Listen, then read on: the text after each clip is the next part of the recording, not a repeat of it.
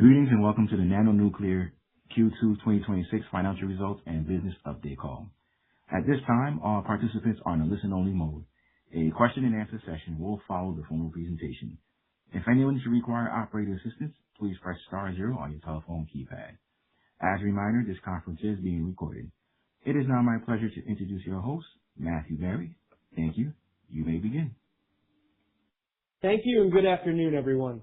Joining me on the call today are Jay Yu, NANO Nuclear's founder, chairman, and president, James Walker, our CEO, and Jason Garcha, our CFO. Please note that today's press release and slide presentation to accompany this webcast are available on our website. Before moving ahead, I'll quickly address forward-looking statements made on this call. As reflected in more detail on slide 2, today's presentation contains forward-looking statements about NANO's future that are made under the safe harbor provisions of the applicable federal securities laws. You are cautioned that actual results, including without limitation, the results of NANO's micro-reactor development activities, our plans for vertical integration, other strategies and plans, timelines for achieving goals, and other matters related to our future operations may differ materially and adversely from those expressed or implied by the forward-looking statements. Important risks and other factors that could cause actual results to differ from those in our forward-looking statements are contained in our filings with the SEC, including our annual report on Form 10-K filed this past December, which you're encouraged to review. The forward-looking information provided today is accurate only as of today, and NANO disclaims any obligation to update any information provided except as required by law. With that, I'll turn the call over to Jay Yu, NANO's founder, chairman, and president. Thank you, Matt, and thank you everyone for joining the call today. NANO Nuclear remains well-positioned as a leading microreactor developer focused on vertical integration across key aspects of the nuclear fuel cycle. And we're delivering against the key strategic milestones we've outlined over the past several quarters. Our Kronos MMR is a high TRL, high temperature gas-cooled reactor design backed by nearly a decade of investment and development, and decades of high temperature gas-cooled reactor operating history. These advantages position us with a high degree of design maturity, underpinning our ability to advance Kronos towards construction, licensing, and commercialization. Our confidence was recently validated by the formal submission of a construction permit application to the U.S. NRC under Part 50 by the University of Illinois. The submission for our Kronos MMR deployment on the University of Illinois campus required years of pre-licensing activities, thousands of pages of technical documentation, and several months of pre-application engagement with the NRC. As a result, NANO became one of only a handful of Generation 4 advanced reactor developers to reach this stage, and the first commercially ready microreactor to submit a CPA to the NRC, reflecting the maturity of Kronos MMR's design, the growth and expertise of our team, and our strong position as a leading microreactor developer. Alongside our well-established technical foundation, our Kronos MMR system also offers several advantages in its design and deployment profile.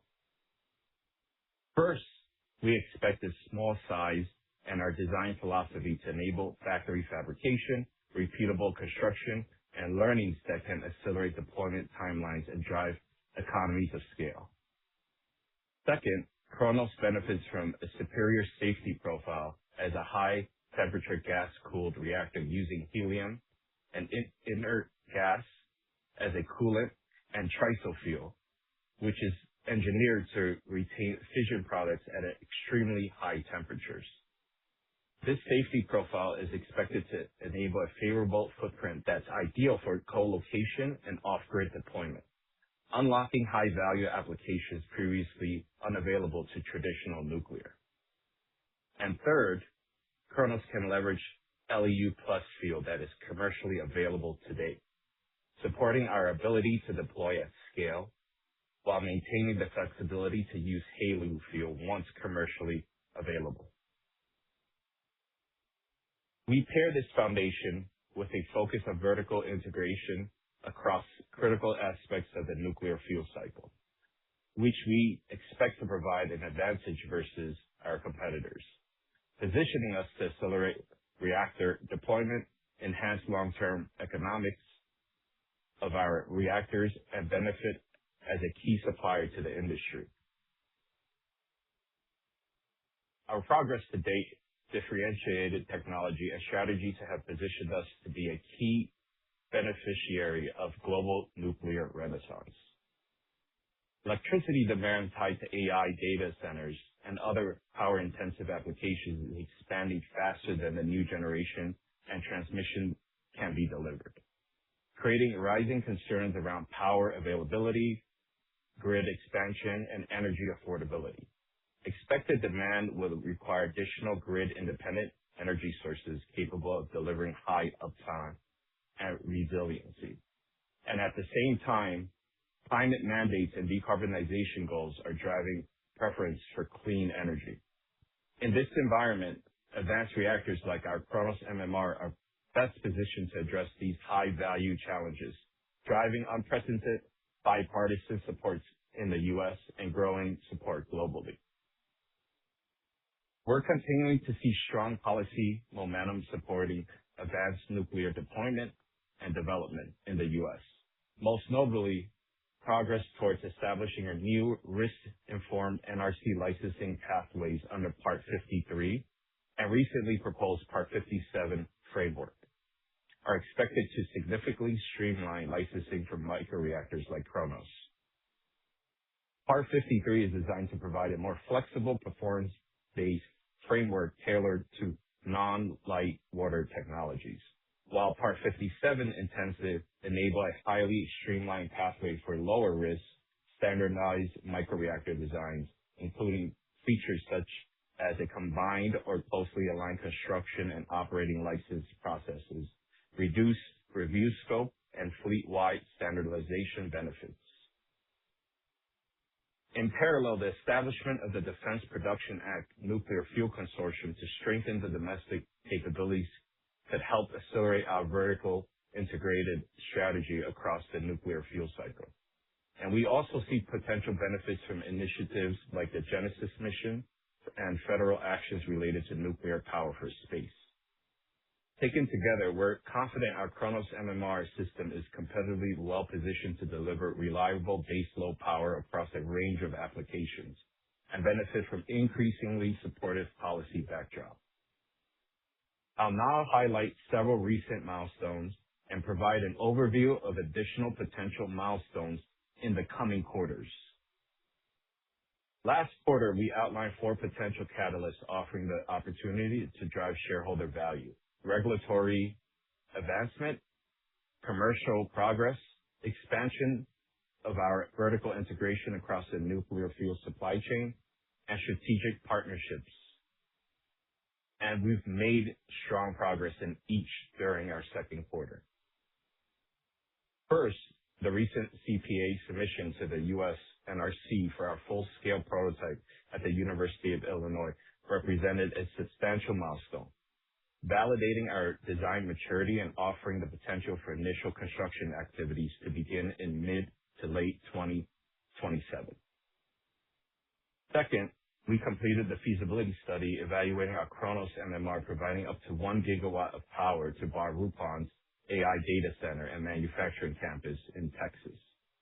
As a result, our Kronos MMR solution is designed to reach their desired 1 gigawatt needs in stages over time. And we're now advancing work on project timelines and licensing. We also continue to see potential for additional commercial announcements in the coming quarters as our pipeline of opportunities continues to grow. Third, we're advancing M&A and partnership discussions focused on commercial opportunities across the nuclear fuel supply chain, including areas like nuclear fuel transportation and fuel supply chain facilities. And we're in late-stage discussions for one such opportunity. And equally as important, we're advancing discussions around strategic partnerships we believe can accelerate and de-risk large-scale deployment of our reactors. Our recent MOU with Supermicro represents an important step towards aligning advanced nuclear power with next-generation AI and data center infrastructure. By exploring opportunities for our Kronos MMR solution to pair with one of the leading providers of high-performance computing and liquid-cooled data center systems. Our recently announced collaboration with EHC Investment also reflects this strategy, creating a path toward a joint venture in the UAE with a partner that brings strong regional presence, decades of experience with large-scale energy infrastructure projects, and an in-house EPC capabilities. Furthermore, our collaboration with DS Dansuk represents an important step towards supporting Kronos deployment and localization efforts in South Korea, including the potential development of a reactor core manufacturing facility and component production capabilities within one of the world's most advanced nuclear and industrial markets. With that, I'll turn the call over to our CEO, James Walker. Thank you, Jay. Turning to our Q2 highlights, we continue executing across all areas of the business, making important progress towards advancing Kronos. As Jay mentioned, a CPA was formally submitted to the US NRC by the University of Illinois for our first full-scale Kronos MMR prototype. This marked a critical milestone as we transition from engineering design to construction on the campus of the U of I. The CPA submission required years of engineering development, thousands of pages of technical documentation, coordinated input across reactor design, safety analysis, environmental review, and regulatory compliance, and a viable supply chain. With the submission, NANO Nuclear becomes one of only a handful of Generation 4 advanced reactor developers to reach this stage, and the first commercially ready micro-reactor developers submit a CPA to the NRC. We anticipate an approximate 12-month review period following formal acceptance of the application, providing the opportunity to initiate initial construction activities at the U of I in mid to late 2027. In parallel, we're advancing discussions with supply chain partners for long lead components, in addition to enrichment and TRISO fuel suppliers as we work towards solidifying formal agreements. We also made notable progress with two partners focused on advancing the design of our refueling system and helium circulator. It's important to highlight our expectation that Kronos' design philosophy, modularity, and assembly strategy should enable greater use of commercially off-the-shelf components relative to the larger SMR designs. We believe this expands the pool of qualified suppliers able to manufacture key components, strengthening our position in commercial negotiations. Overall, this progress reflects continued execution on critical path items, further positioning NANO for initial construction and future commercial deployment. On the commercial and strategic partnership front, we've completed the previously announced feasibility study with Barupon, evaluating up to 1 gigawatt of power generation with our Kronos MMR solution, demonstrating the scalability of our platform for large energy-intensive applications such as AI data centers. The study confirmed our Kronos MMR solution is designed to reach their desired 1 gigawatt needs in stages over time, with potential to even expand from there over time. And we are now jointly moving the project toward initiating the licensing process.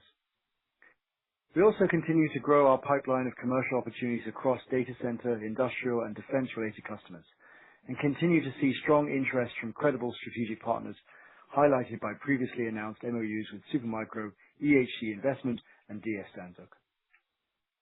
Collectively, these relationships reinforce the strategic interest in our technology and strategy, support our path towards commercialization, and create a potential pathways to broader long-term partnerships over time. As it relates to our focus on vertical integration across key aspects of the nuclear fuel cycle, which we believe is a key differentiator between us and our competitors. We're advancing efforts to address key bottlenecks within the nuclear fuel supply chain, including progress towards solidifying acquisitions and partnerships for nuclear fuel supply chain facilities and fuel transportation.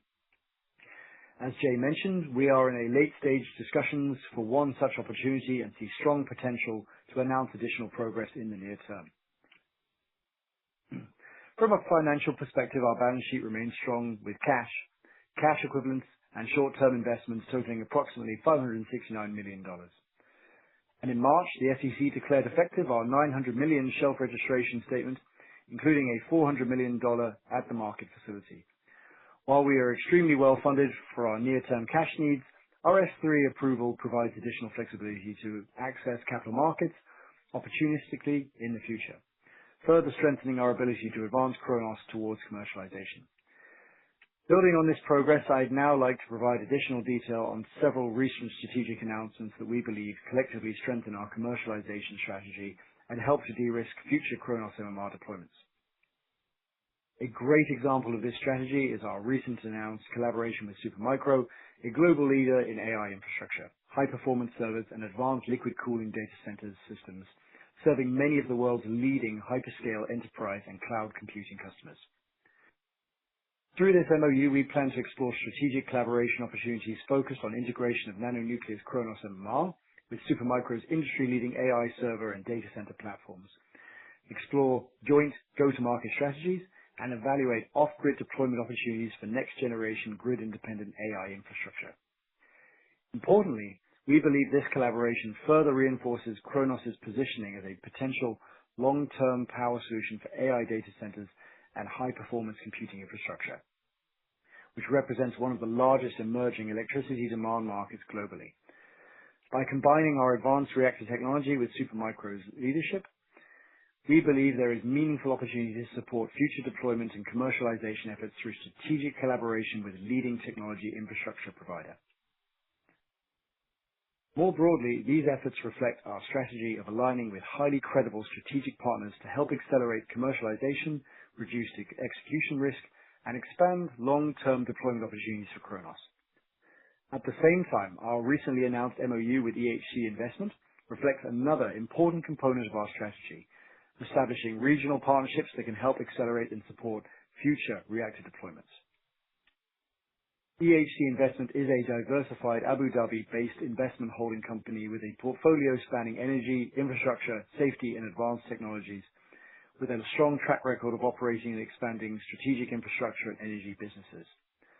Notably, we signed an MOU to explore a joint venture focused on deployment of our Kronos MMR platform in the Gulf region. This includes working together to evaluate market entry opportunities, assess pathways for establishing a localized nuclear supply chain, identify potential end users and host sites, and engage with key stakeholders across regulatory, financing, and commercial frameworks. What makes this collaboration particularly compelling is the combination of EHC's capabilities and regional positioning. They bring decades of experience executing large-scale energy infrastructure projects in the UAE and broader Gulf region, offering the potential to materially accelerate project development timelines. EHC also benefits from in-region engineering, construction, and project delivery capabilities, creating a strong foundation of execution at scale. And importantly, their broader platform across energy, safety, and advanced technologies, along with their regional relationships, position them as a strong partner for executing on future Kronos deployments.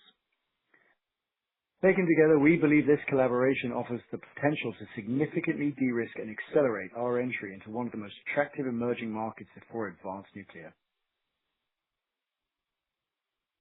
While the progress we've outlined in expanding strategic partnerships is important, it's ultimately enabled by the strength of our underlying technology, which we're confident offers clear advantages. First, we believe our Kronos MMR reflects a high TRL level platform focused on integrating proven technologies into a compact, modular system optimized for licensing and deployment. Kronos builds on high-temperature gas-cooled reactor technology that has been deployed and validated across multiple countries for decades. Core elements of the design, including TRISO fuel, helium coolant, and graphite moderation, are mature technologies supported by real-world operating data. The platform itself is supported by a strong technical foundation, including nearly a decade of prior development and more than an estimated $120 million of historical investment. Beyond the reactor, our balance of plant strategy prioritizes commercially proven systems such as steam generators, turbines, and thermal energy storage technologies already used in concentrated solar plants. We also expect to operate with conservative temperature and pressure parameters aligned with successful historical deployments. Second, the safety profile is fundamentally different from other reactor types. TRISO fuel retains fission products at extreme temperatures. Helium is an inert coolant, and the design relies on passive heat removal. As such, we don't expect a credible meltdown pathway, and the core can shut down itself without reliance on active safety systems. Third, prismatic, high-temperature gas-cooled reactors are inherently simple. There are few active systems and high-stress components, and a substantial number of components are commercially off-the-shelf rather than safety grade. The core configuration itself has no moving parts other than the control rods, and the materials are inert and well understood, contrasting with the complexity of certain other advanced designs. Fourth, prismatic high-temperature gas reactors like Kronos are especially well suited for export. The use of TRISO fuel presents minimal proliferation risk compared with other fuel technologies, and the strong safety case may support more streamlined engagement with international regulators. Fifth, we believe this architecture is particularly flexible, with the standard design able to be deployed for smaller capacities by adjusting operating pressure, allowing Kronos' output to scale without redesign. The standard design can also use different enrichment levels without redesign as well. And lastly, we believe these characteristics should enable stronger economies of scale, and inert coolant, passive safety, and advanced fuel reduce the need for complex chemistry controls and high maintenance systems. Combined with a simpler design and greater use of commercial components, we see potential for lower operating costs, reduced maintenance requirements, and favorable cost scaling over time. With that, I'll turn the call over to our CFO, Jason, to provide financial highlights. Thank you, James. I'll now provide a summary of our Q2 financial performance. Our overall liquidity position remains robust, ending the quarter with approximately $569 million in cash equivalents, and short-term investments. This was a slight decline from the prior quarter as we continue to fund development of our Kronos MMR and related fuel cycle initiatives. During the quarter, our previously filed $900 million shelf registration became effective, including a $400 million at-the-market facility, or ATM, enhancing our financial flexibility and ensuring we have efficient access to capital as needed in the future. While we have yet to use the shelf or ATM, and while they do not reflect immediate financing needs, they provide us with flexibility to be opportunistic in the future as we execute on key milestones and further demonstrate the value of our technology, strategy, and platform. At the same time, we believe our current cash and short-term investments positions us well to support the development and advancement of our full-scale U of I prototype through construction and commissioning. This position is further strengthened by our ongoing evaluation of several non-dilutive funding opportunities, which we believe could reduce the capital requirements associated with the project. Taken together, this positions us with significant financial flexibility, not only to fund our core development efforts, but also to selectively pursue value-accretive opportunities, including potential transactions across the nuclear fuel cycle that could enhance our competitive positioning and vertical integration over time. Turning to the income statement, Q2 net loss totaled $9.2 million, an increase of approximately $3 million from the prior quarter. This primarily reflected higher headcount and associated expenses as we continue to advance development and licensing of our Kronos MMR, highlighted by submission of a CPA to the U.S. NRC, while also pursuing strategic growth opportunities. Looking ahead, we expect expenses to trend higher as we continue to scale our team and initiate procurement of long lead items and testing equipment in support of our engineering and demonstration facility.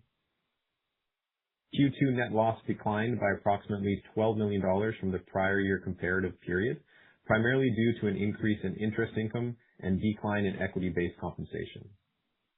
Year-to-date net cash used in operating activities increased by approximately $4 million from the prior year period to $9.3 million, primarily due to an increase in personnel fees excluding equity-based compensation and an increase in professional fees.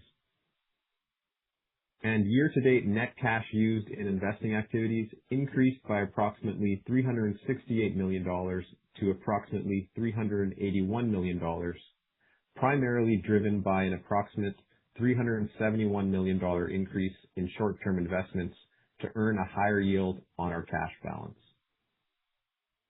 Before turning the call over to the operator for Q&A, I'd like to re-emphasize we are well positioned to execute our strategy of advancing our Kronos MMR toward commercialization, while also enhancing our vertical integration through partnerships and M&A. As we look ahead, We will remain disciplined in deploying time and capital toward opportunities that are strategically accretive and offer compelling return on investment. With that, I'll now turn the call over to the operator to open up the call for Q&A. Thank you. We will now be conducting a question and answer session. If you would like to ask a question, please press star one on your telephone keypad. A confirmation tone will indicate your line is in the question queue. You may press star two to remove yourself from the queue. For participants using speaker equipment, it may be necessary to pick up the handset before pressing the star keys. One moment please while we pull for questions.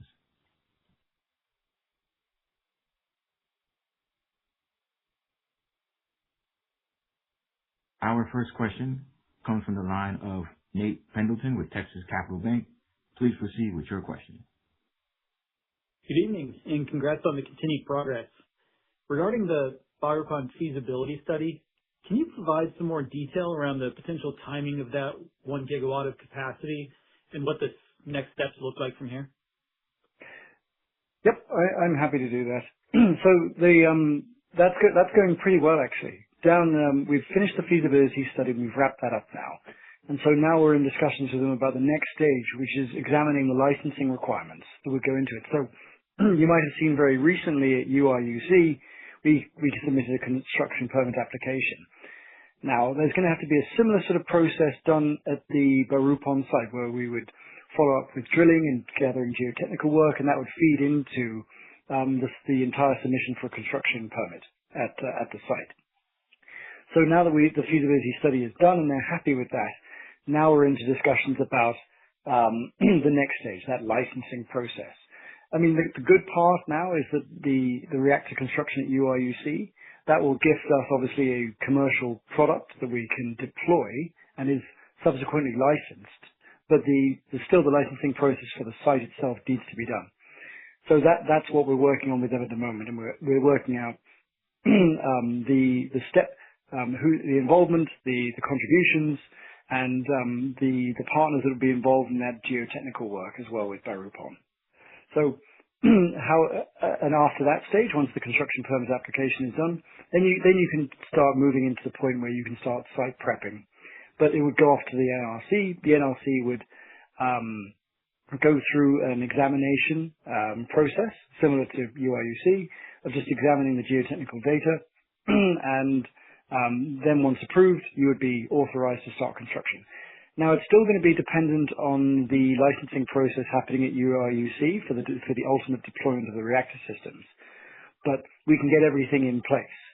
And one of the nice parts about future operations similar to BaRupOn is that once the reactor is licensed and it's more of a known quantity with the NRC, you could even expect an expedited CPA approval process when we give them geotechnical data for the specific sites the reactor launched to. But that's how it's going to look now. Feasibility study done, moving into examining licensing for the particular site, and then once the reactor is commercially ready for deployment, it can go straight in for construction at the deployment site. That's great. I appreciate all that detail, James. And then maybe for Jason, you called out evaluating non-dilutive funding opportunities. Can you provide more details about what those opportunities are and directionally the size of the potential opportunity there? Sure. So we're looking at government programs or incentives such as DOE fuel and/or project qualifications, items such as ITCs, and potential avenues with the state and universities. So in terms of size, we haven't quantified the exact amount we'd be looking at. We do have substantial runway with our own liquidity. But as things get more moving forward to different timelines, we'll be looking at kind of quantifying that more and getting them nailed down. Understood. Thanks for taking my questions. Thank you. Our next question comes from the line of Sheriff El-Maghrabi with BTIG. Please proceed with your question. Hi, thanks, and good afternoon. The new regulatory pathways for the NRC, parts 53 and 57, is that something that could expedite UIUC, or do you view this as more of like a commercial opportunity? I would say it's very, very, especially Part 57. I can go into a bit of both of them. But the reason why it's very important commercially is that Part 57 in particular, I mean, it's already focused on micro-reactors, which falls exactly into our, our ballpark. But it's really focused on fleet deployment. And what they're trying to do here is that if you look at nuclear historically, you've got long deployment timelines for singular large systems. And for an anticipated market of small modular reactors and more in particular micro-reactors, which is what that Part 57 is focused on, how do you deploy dozens or hundreds of these things on an annual basis without being held up by that extremely long historic licensing and construction process? So Part 57, maybe it has some benefits on the licensing front for small reactor systems, but the real benefit of that system is it is way more commercially focused. So it, aligning construction operating licensing processes, the scope of safety characteristics, fleet-wide standardization benefits. The Part 57 is going to be crucial for us because by 2030, when we have the reactor fully constructed, outputting power, licensed and ready to commercially deploy, you want to be in a position at that point to deploy these things en masse. And the Part 57 facilitates that a lot. So we've been reading through, obviously, the releases as they've come out. That has been extremely beneficial. I would say, in terms of where we are at the moment, is that we were suitably far along and advanced, that we already had a licensing pathway, and there was no significant benefit to us changing anything we were doing. The Part 50 process that we were going through to get the reactor constructed at the university, to get it licensed, there's no real expedited benefit of utilizing anything new. We're on pretty much the fastest pathway, but that commercial advantage is very important. What I could say is an advantage for the industry, and you could see that the NRC is actually putting in real concerted efforts to facilitate the rollout of advanced nuclear, is Part 53 is a different approach in that it's a more risk-informed approach to licensing, where a lot of the responsibility is put back on the reactor developer, and the responsibility lies with them. That is a crucial factor difference because it's no longer a thing of the NRC, like proving to the NRC that every single aspect is safe. It's, you submit an application where you look at the risk profiles, and that's really what's assessed. And you need to submit all of that information to them, and that's your responsibility. That should actually shorten things substantially for future licensing processes for advanced reactor systems. I would say it's just less of a benefit for us, just given how advanced we were in the process of site characterization, submission of the CPA, the place of where the reactor is in terms of technological development, and the fact that we've already had a lot of ongoing licensing engagement with the NRC already. But yeah, Part 57, incredibly useful, very, very useful for future, mass deployment of reactor systems at fleet level. That is great color as always. Just one follow-up out of curiosity. Are there similar efforts in Canada to keep pace with what the NRC is doing? I've got to admit, I don't know.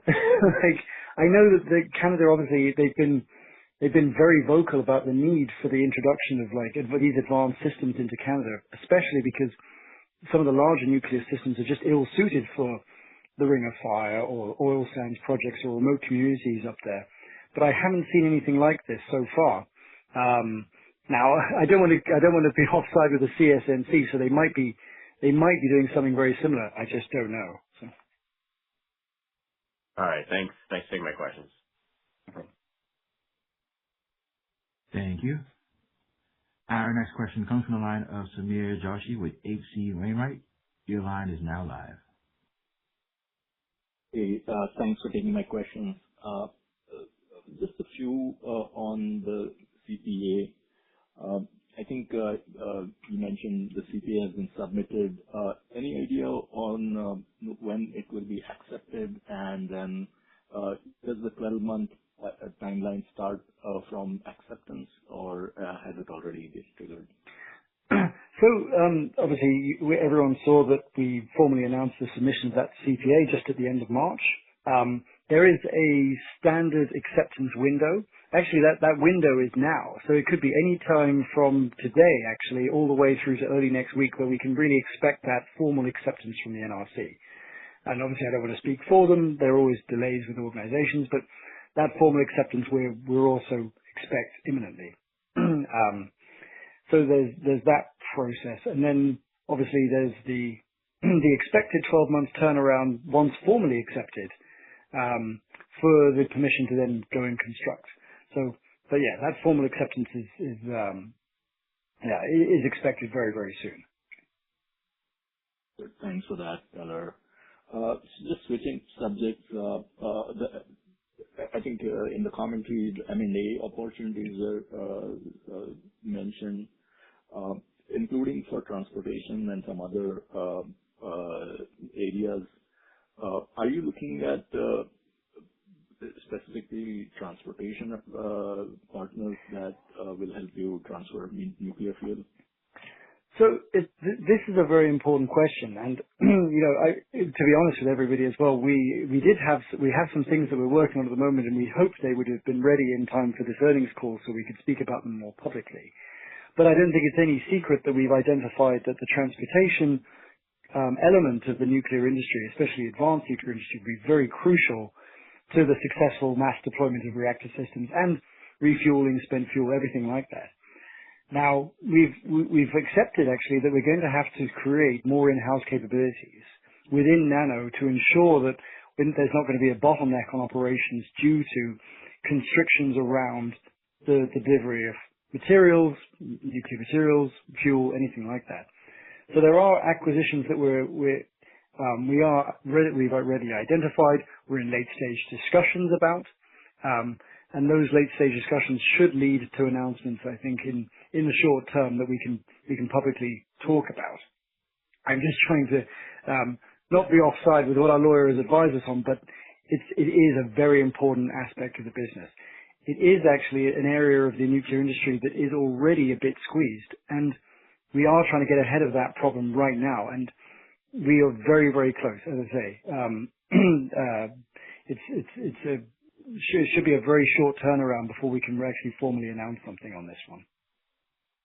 Yeah, I know. It is an important aspect because everyone is focused on the reactors and the fuel enrichment and other aspects, but transportation has not been a subject of focus so far. So glad you're working on that. My last question is regarding the proposed Part 57.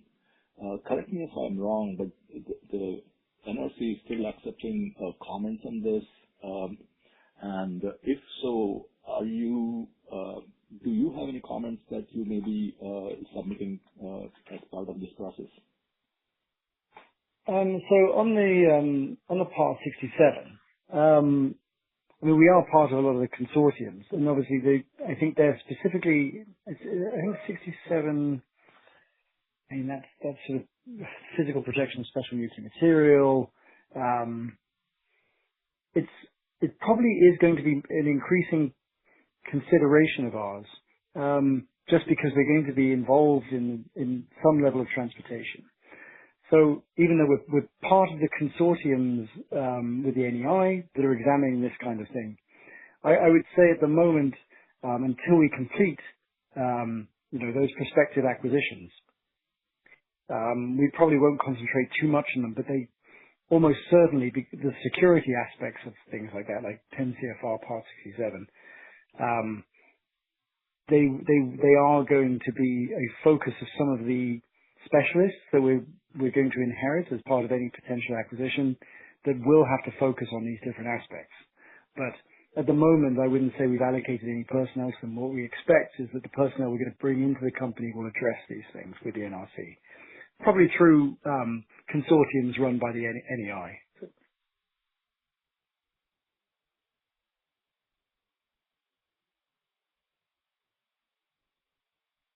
Thank you.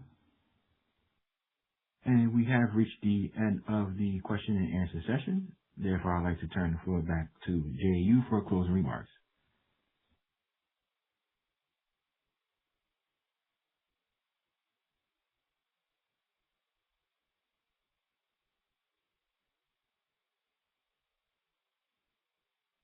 Actually, I'm sorry.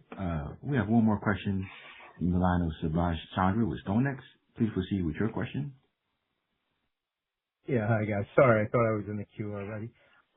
The first question, James, I guess is, as you order these long lead items, does your original cost estimates, how are they sort of fleshing out, and, when will you have sort of a more fulsome view of what the actual will be versus the estimate? So actually, kind of near term, because now that the technical team has finished with the construction permit application, and that was really occupying almost all of them, like 60 numbers of people, number it was, the team has immediately shifted focus onto the supply chain. So the vessels, the graphite, fuel, the fabrication, helium circulators, whatever it is, and including the non-nuclear components like the turbine systems, the mechanical systems, the salts. And prior to the submission of the CPA, we already had identified suppliers involved. And so now what is going down is contract negotiation. And that started with all the different vendors, so that the subsections began getting much more granular appreciation of what the overall cost would be. I would say at the moment, the estimations that we've provided so far, that 300 to 350 million, which were conservative, are still accurate. And as we get deeper into the examination and the negotiations, that's not shifting. Now, I would just preface as well that that number is certainly not going to be representative of nth-of-a-kind reactor systems. Everything is being bespoke for this particular reactor, and maybe we might double them up if we go ahead with the Canadian project. But